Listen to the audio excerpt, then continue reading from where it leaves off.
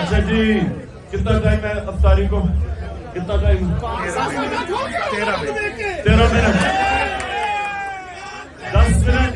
سنو اب سنیں سنو بات سنو. 13 منٹ 10 منٹ آپ سے میں بات کروں گا اور آخری 2-3 منٹ ہم اللہ سے دعا کریں گے. افطاری سے پہلے یاد رکھا ہمارے بڑے کہتے تھے کہ قبولیت دعا کی سب سے زیادہ افطاری سے پہلے ہوتی ہے چند منٹ پہلے. اس لیے جو میں اب سب کو سارے میرے نوجوان ہیں یہاں میرے کارکن ہیں آپ کے لیے بڑا ضروری سمجھنا ہے کہ یہ ہم جدوجہد کیوں کر رہے ہیں. سب سے پہلے یہ سمجھ جائیں کہ یہ پالیٹکس نہیں ہو رہی. یہ آپ اپنی حقیقی آزادی کی جدوجہد کر رہے ہیں, جہاد کر رہے ہیں. آزادی کے لیے جب ایک انسان جدوجہد کرتا ہے اس کو جہاد کہتے ہیں. جو اپنا جس طرح ذل شاہ جب وہ اپنی جان کھوتا ہے تو اس کو شہید کہتے ہیں. اور شہید کا درجہ قرآن میں ہم جب نماز پڑھتے ہیں سورۃ فاتحہ میں ہم کہتے ہیں کہ اللہ ان کے راستے پہ لگا جن کو تو نے نعمتیں بخشی. تو سب سے زیادہ نعمتیں تو اپنے پیغمبروں کو اللہ نے بخشی. اس کے بعد دوسرے نمبر پہ شہیدوں کا رتبہ آتا ہے. تو یاد رکھیں کہ یہ جو آپ میرے ساتھ مل کے یہ جو جدوجہد کر رہے ہیں یہ اپنے ملک کو حقیقی طور پہ آزاد کر رہے ہیں. ایک ابھی نہیں میں ٹائم کم ہے نا, میں اس لیے کہہ رہا ہوں جیسے میں ختم کروں گا اس کے بعد بے شک نعرے مارنا, لیکن پہلے میری بات آپ بڑے غور سے سنیں.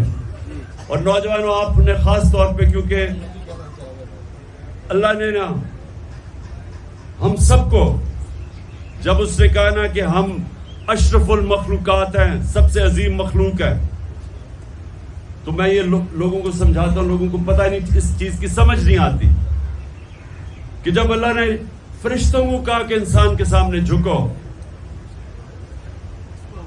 اور ابلیس نے کہا کہ میں تو آگ کا بنا ہوں, میں اس مٹی کے انسان کے سامنے کیوں جھکوں, تو اللہ نے ایک بات کہی کہ فرشتوں کو کہا کہ تمہیں بھی نہیں پتا کہ میں نے اس انسان کو کتنی صلاحیت دی ہے. لیکن انسانوں کو بھی نہیں پتا کہ اللہ نے ہمیں کتنی صلاحیت دی ہے. ہمیں بھی نہیں پتا. ہم اپنی ساری زندگی گزار جاتے ہیں, ہمیں یہ نہیں پتا ہوتا کہ اللہ نے ہمیں کتنا بڑا مقام دیا. جو مولانا رومی کہتا ہے کہ جب اللہ نے تمہیں پر دیے ہیں تو زمین پہ کیوں رینگ رہے ہو. تو انسان کا بہت بڑا رتبہ ہے, لیکن وہ انسان صرف اوپر کی پرواز تب کر سکتا ہے جب آزاد ہوتا ہے. غلاموں کی کوئی پرواز نہیں ہے. اور آزاد انسان کو کیا چیز کرتی ہے. بچہ میں اب اپنے کارکنوں سے نوجوانوں سے آپ کا ٹیسٹ کر رہا ہوں کہ کیا چیز انسان کو پرواز اوپر کرتی ہے. وہ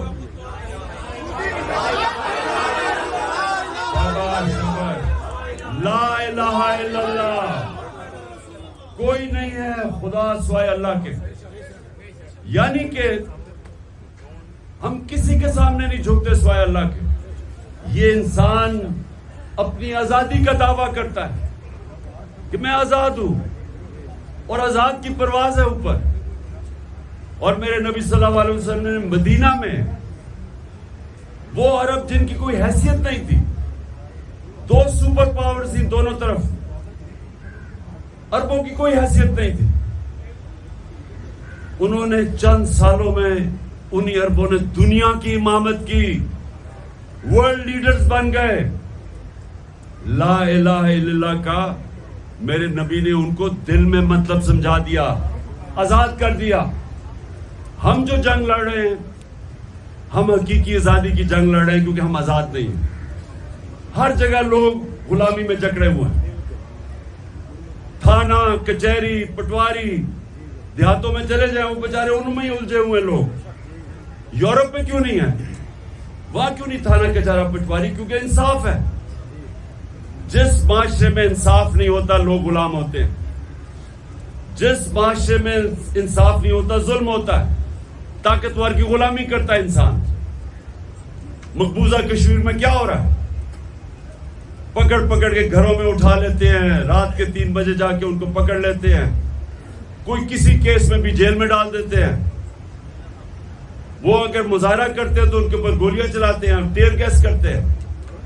तो क्या हमारे बाहर ये नहीं हुआ? हमारा भी उन्होंने हमें इस तरह कहा कि हम भी गुलाम हैं किसी के। हमारे घरों को भी तोड़े गए, दरवाजे घरों के अंदर गए, 3-3 बजे घुसे, दरवाजे तोड़े। कोई कानून इजाजत नहीं देता, कोई कानून इजाजत नहीं देता कि हजारों पुलिस और रेंजर आके इस घर के ऊपर हमला करें। कोई कानून नहीं इजाजत देता। जंगल का कानून इजाजत देता है, जिधर ताकतवर की हुक्मरानी होती है। जो हम लड़ रहे हैं, हम कानून की हुक्मरानी के लिए लड़ रहे हैं, जिसको इंसाफ कहते हैं। जो माशरा जिधर इंसाफ नहीं होता, वहां लोग गुलाम होते हैं। ये समझना है आपने। हम हर साल 23 मार्च पे करोड़ों रुपया खर्च करते हैं कि जी हम आजाद हो गए। आजाद नहीं है। छोटा सा ऊपर तबका बैठा हुआ है जो सारा मुल्क के ऊपर कब्जा करके बैठा है। और हमारी जंग ये है कि हमने अपने आप को आजाद करना है उनसे, इंसाफ लेके। ये जंग इंसाफ और आजादी की एक ही जंग है। जो भी अल्लाह के पैगंबर आए थे, ये याद रखना, सारे अल्लाह के पैगंबर एक पैगाम था, राय हक पे खड़े थे और इंसाफ की जंग लड़ रहे थे, जुल्म के खिलाफ खड़े हुए थे। हजरत मूसा फिरौन के खिलाफ खड़े हुए थे, जुल्म के खिलाफ। नमरूद के खिलाफ हजरत इब्राहिम, हजरत ईसा। जो रोम ने उनको ऊपर फतह किया हुआ था, इंपीरियलिज्म थी, उसके खिलाफ। और जो यहूदी जिनकी एलीट थी, उसके खिलाफ हजरत ईसा खड़े हुए थे, आम इंसानों के लिए। और हमारे नबी सल्लल्लाहु अलैहि वसल्लम, मक्का के कुरैश उनके जुल्म के सामने खड़े हुए थे, क्योंकि वो उनको आजादी राय नहीं दे रहे थे, उनको बोलने की आजादी नहीं दे रहे थे। हिजरत की उन्होंने, मदीना गए, जिधर आजादी से अपना दीन, अल्लाह का नाम ले सकते थे। तो वो भी आज, हम भी, ये जो ऊपर चोर बैठे हुए हैं और ये जो इनके सहूलतकार हैं, हम उनसे आजादी के लिए खड़े हैं। हम चाहते हैं कि हमारे मुल्क में इंसाफ हो। और आप सबको सारे जब यहां से वापस जाए, एक तो पैम्फलेट्स देंगे सारों को हकीकी आजादी की। आपने तैयारी रखना है, मैंने आपको कॉल दूंगा। और फिर सारे पाकिस्तान में हमने बाहर निकलना है पुरअमन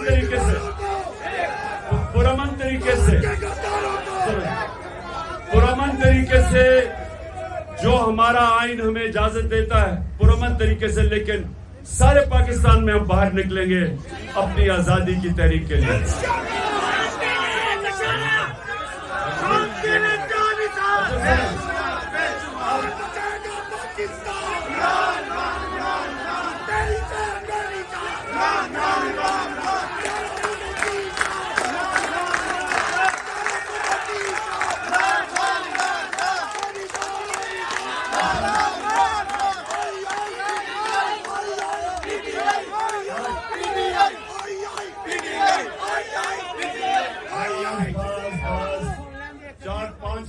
रोजे के साथ सुनिए आप।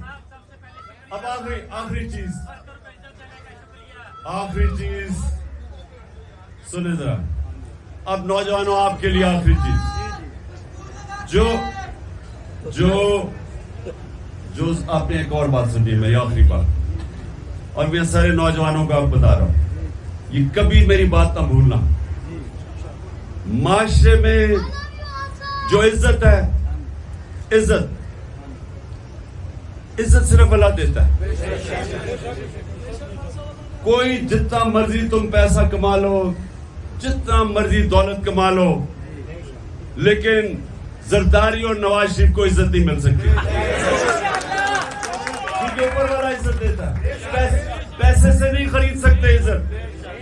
اور جب وہ کسی کو ذلیل کرتا ہے اس کے اعمال پہ کرتا ہے. پیسہ نہیں بچا سکتا آپ کو ذلت سے. تو جو انسان کو سب سے زیادہ اللہ نے عزت دی وہ کون تھے؟ محمد مصطفیٰ صلی اللہ علیہ وسلم.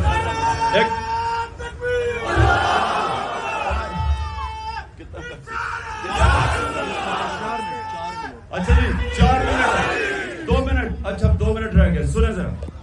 ان کا نبوت سے پہلے بھی ان کا جو کردار تھا اس کی بنیاد 2 چیزوں پہ تھی: صادق اور امین. ایک سچا انسان اور انصاف کرنے والا. یہ 2 کوالٹیز لیڈر میں ہوتی ہیں. کوئی بھی لیڈر عزت نہیں کما سکتا جب تک وہ سچا نہ ہو اور جب تک وہ انصاف نہ کرے انسانوں. تو نوجوانوں آپ نے یہ یاد رکھنا ہے دنیا میں جدھر بھی جانا ہے سچ بولنا آسان کام نہیں ہے. کئی دفعہ آپ کو شارٹ کٹ نظر آئے گا کہ جھوٹ بول کے میں ادھر سے بچ جاتا ہوں, لیکن آپ اپنے آپ کو کمزور کرتے ہیں. جب سچ بولتے ہیں تو سچ کے لیے آپ کو دلیر ہونا پڑتا ہے, کھڑا ہونا پڑتا ہے. کئی دفعہ جو کہتے ہیں نا ظالم حکمران کے سامنے سچ بولنا ایک اللہ کو سب سے زیادہ چیز پسند ہے. تو آسان نہیں ہے, لیکن سچ آپ کو طاقتور کر دیتا ہے, سچ آپ کو عزت دیتا ہے. اور سب سے بڑی بات کہ جب آپ سچ بولتے ہیں تو جو الحق ہے وہ آپ کے ساتھ کھڑا ہو جاتا ہے. تو